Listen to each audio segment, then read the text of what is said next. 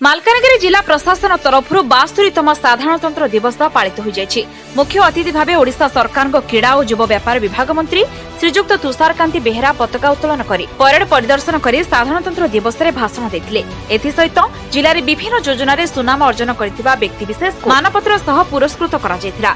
एही वर्ष कोरोना को आखि आगे रखी परेड पड़ियाठारे 2 प्लाटून पुलिस विभाग को नहीं परेड आयोजन करा जायथिला। नक्सल गतिविधि को दृष्टि रखी परेड पड़िया चारिपटे पुलिस छाउनी करा जायथिला। मंत्री श्री बेहेरा जिला प्रशासन और पुलिस प्रशासन पक्षरु जिलापाल वाई विजय कुमार, आरक्षी अधीक्षक ऋषिकेश डी खिलारी और अन्य जिला स्तरीय अधिकारी उपस्थित थिले। Bureau report, Republic Odisha.